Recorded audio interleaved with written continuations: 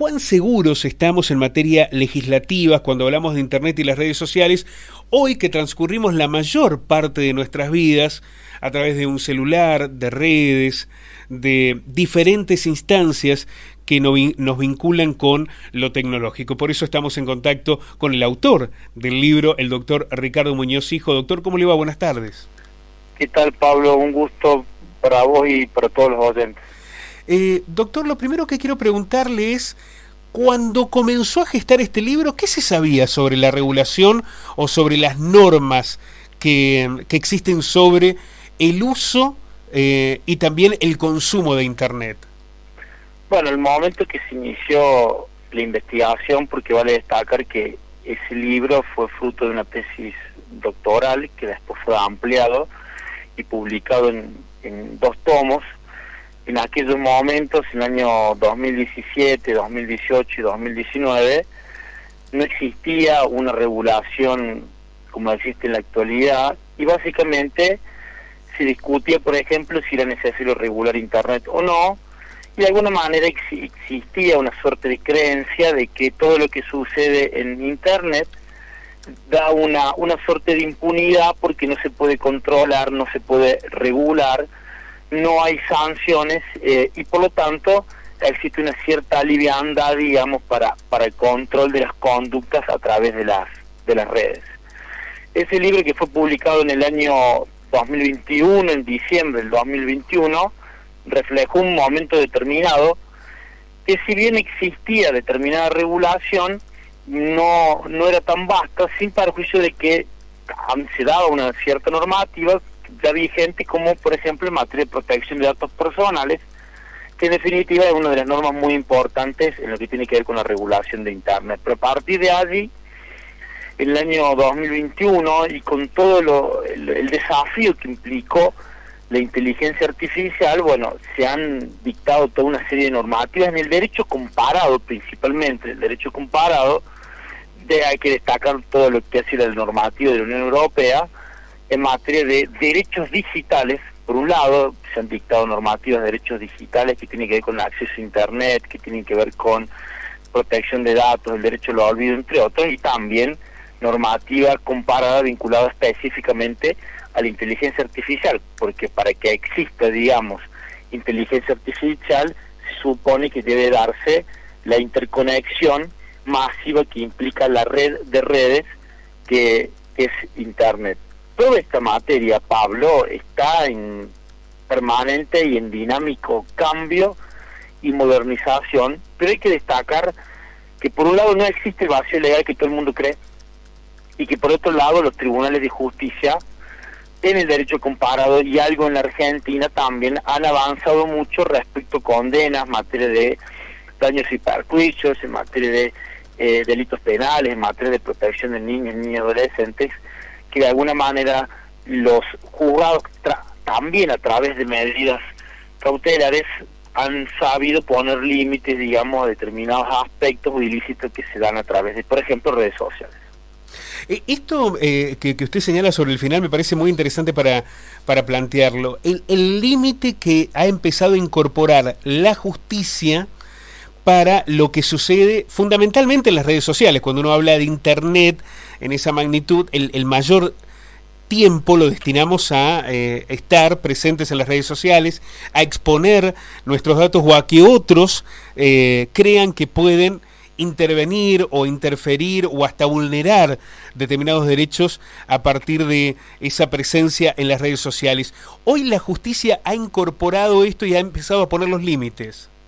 La justicia ha empezado a dictar resoluciones en materia de responsabilidad, daños morales, por ejemplo, por manifestaciones expresadas a través de Internet, todo lo vinculado al comercio electrónico a través de plataformas, determinados ilícitos cuyos sujetos pasivos son niños, niñas, adolescentes, en materia, por ejemplo, de sexting o amenazas de naturaleza extorsiva de contenido sexual, suplantación de identidad, entre otros. Es decir, ya hace varios años en la Argentina existe, por ejemplo, toda una batería de delitos informáticos todo lo vinculado a los datos personales ya existe una regulación, pero bueno, hay que destacar, Pablo, que también, por un lado, existe norma, pero por otro lado, es una deuda pendiente del Congreso de la Nación Argentina dictar este tipo de normativa. Por ejemplo, Pablo, desde el año 2014 en Brasil,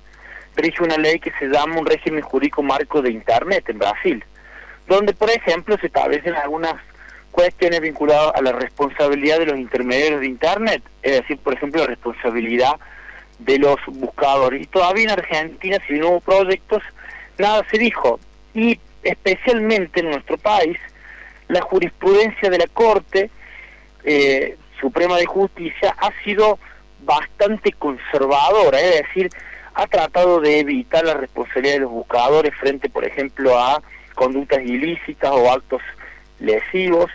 Ha evitado también reconocer el derecho al olvido, en el caso Natalia de Negri, entre otros. Es decir, es un aspecto pendiente todavía para el Congreso de la Nación, y también es un aspecto pendiente para la jurisprudencia, que ha avanzado, pero que todavía, en mi opinión, debería ser más abierta a reconocer derechos de Internet, en Internet, o los contenidos en Internet, como por ejemplo el derecho a la protección a la imagen, a la privacidad, al honor, que si bien lo ha hecho desde la libertad de expresión, pero en mi opinión también tiene que avanzar respecto a protección a la reputación, al buen nombre, a la intimidad, a la privacidad, que en definitiva es uno de los aspectos que todavía debe la jurisprudencia seguir en su dinámica, contemplando y resguardando ese tipo de derechos. Doctor, hoy si una persona se siente agraviada, amenazada, afectada por lo que se pueda publicar en Internet hacia su persona, ¿encuentra los instrumentos cuando decide iniciar una demanda o una denuncia judicial? Sí, existen varios instrumentos. Por un lado existe lo que se llama la acción de habeas data, es decir, una medida que es un proceso constitucional, por ejemplo, frente a un contenido irregular, inexacto, equívoco, un dato que sea erróneo, por lo tanto puede solicitar la rectificación, la confidencialidad, la supresión de un determinado dato a través de una acción de habeas data, que es una acción de habeas data en Internet. A la par también existen vías ordinarias, como por ejemplo materia de daños y perjuicios, frente a una manifestación de un tercero. Se puede iniciar una acción de daños y perjuicios por contenido, por daño moral, y esto es fácilmente acreditable. Hoy las pericias informáticas han avanzado mucho, con lo cual se puede detectar a través de pericias que no son tan sofisticadas quién emitió ese contenido, desde qué dirección de ID, es decir, desde qué ordenador o de qué teléfono se ha manifestado, a través de una cuenta de Instagram que está a nombre de una determinada persona, de tal manera que se puede captar cuál es el contenido, de dónde surgió y quién es el responsable, qué persona humana es el responsable de esa manifestación. Y existen fallos también de materia de daños y perjuicios que han condenado a personas por conductas ilícitas en las redes sociales, de tal manera de que existen las herramientas judiciales, existen los canales, digamos, reclamatorios también, y tenemos un derecho vigente que, si bien debe ser mejorado, actualizado y demás, es de alguna manera una herramienta útil frente a la digitalización y este mundo moderno que nos presentan las comunicaciones a través de Internet. Usted citaba sobre el comienzo de la nota lo que implica la inteligencia artificial como instrumento que ha aparecido fuertemente y que es naturalmente revolucionario frente al desarrollo de Internet. Hace pocas semanas se planteaba el avance judicial sobre un jovencito que había utilizado la inteligencia artificial para cambiar la imagen desnuda de sus compañeras y ponerles el rostro de ellas y exponer determinadas situaciones. Y con esto muchas otras acciones donde aparece el uso de la inteligencia artificial para cometer un delito. Esto plantea un doble desafío. Por un lado la regulación, pero por el otro también los instrumentos para convertir esa acción de la inteligencia artificial en el direccionamiento de una persona que es la que cometió el hecho. ¿Esto hace más complejo la intervención de la justicia?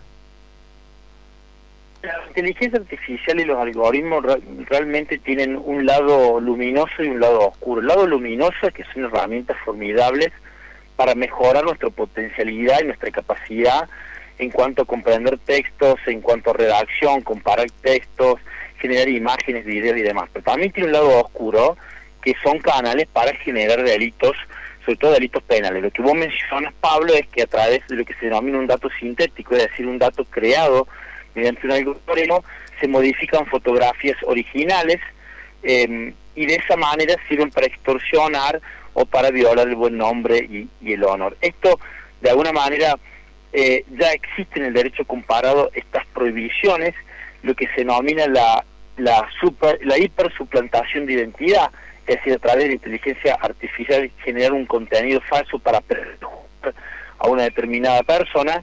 Y en definitiva existen casos como por ejemplo el caso que vos mencionas en la Fiscalía de Delito Informático en la provincia de Córdoba, donde ya se ha avanzado en este sentido. Yo siempre digo que en la digitalización genera derechos, obviamente, de que frente a titulares de plataforma, frente a los monstruos tecnológicos o cualquier desarrollista que ponga en el mercado un sistema informático, pero también deberes. Y hay que hablar, Pablo, de los deberes digitales, es decir, el uso ético, responsable, moral de estos instrumentos, que indudablemente hay que formar y capacitar, y sobre todo tener conciencia de la potencialidad dañosa que generan estos instrumentos, de tal manera que a la par de instruir, digamos, a la ciudadanía y de las personas de muy temprana edad respecto a cuáles son los derechos, también los deberes, es decir, cómo estas herramientas también pueden arruinarnos la vida para siempre. Hay casos realmente donde personas que se han viralizado fotografías o videos íntimos siendo adolescentes se han quitado la vida, y recordemos hace poco también una persona se quitó la vida y le preguntaba al ChatGPT cómo podía hacer para su destino. Todos esos aspectos tienen que ser corregidos, tiene que haber sistemas de control y de bloqueo también frente a determinadas palabras, es decir, los algoritmos tienen que captar riesgos y de esa manera entonces evitar los aspectos negativos de esta tecnología. Bueno, esto que usted señalaba, lamentablemente aparece cada vez con mayor frecuencia, ¿no? Sobre todo en el sector adolescente, que a lo mejor está más expuesto y más vulnerable, pero esta situación de la utilización de las redes, publicando videos con agravios, con amenazas, con advertencias, con estigmatizaciones, fundamentadas desde el odio, desde situaciones muy oscuras de la vida de las personas que creen suponer que hay una impunidad por el solo hecho de que no haya un cara a cara, y que después pueden terminar en situaciones dramáticas, y que las vemos cada vez con mayor cotidianidad. Pensaba, doctor, también en las elecciones, cuando a veces hasta se manipulan videos. Bueno, pasó en las últimas elecciones nacionales, donde se utilizaba la inteligencia artificial, por ejemplo, con imágenes de Macri o de Massa, simulando situaciones, obviamente, que ellos no decían, sino que estaban manipuladas en la inteligencia. Esto no es algo extraordinario, sino que aparece en lo cotidiano, en el día a día. Exactamente, yo acá siempre digo en las actividades de posgrado que a uno le toca participar para divulgar, digamos, todos estos conocimientos y estos aspectos que tienen que ver con la revolución tecnológica y el derecho. Yo siempre señalo, Pablo, un principio que se llama el principio de cumplimiento normativo desde el diseño. El principio de cumplimiento normativo desde el diseño. ¿Qué significa, Pablo, esto? Lo que es ilegal en el mundo analógico es ilegal en el mundo digital. Claro. Lo que es ilegal offline es ilegal online. Por ejemplo, si un menor de edad no puede entrar a un casino, un menor de edad tampoco podría entrar a un casino virtual. Si una persona no puede faltarle el respeto a un superior jerárquico en su trabajo, tampoco lo puede hacer a través de redes sociales. Si una persona no puede extorsionar pidiéndole algo a cambio, con un ánimo de lucro a otra persona, tampoco lo puede hacer a través de las redes sociales. Lo que no se puede hacer en el mundo físico, tampoco se puede hacer en el mundo virtual.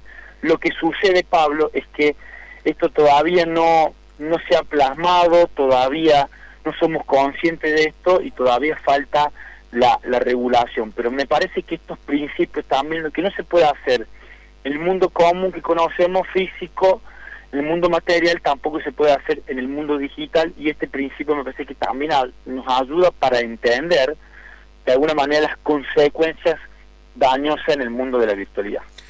Doctor, quiero agradecerle muchísimo este análisis. La perspectiva en el tiempo le da un enorme valor a esa obra, a lo que significa poder contar con una regulación que defina los derechos y obligaciones, el contexto legal por el que atraviesan nuestras vidas todos los días a través de Internet, y la necesidad de discutir permanentemente estos aspectos, porque la innovación, la incorporación de tecnología, los cambios que muchas veces son abrumadores, requieren estar atentos para que esto no termine vulnerando el derecho de las personas. Muchísimas gracias.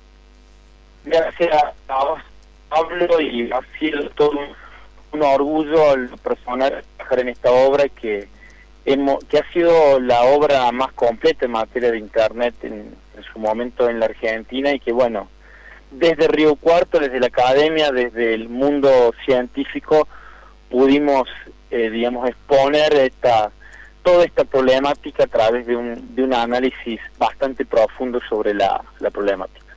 Muchísimas gracias, doctor. Gracias a vos, Pablo.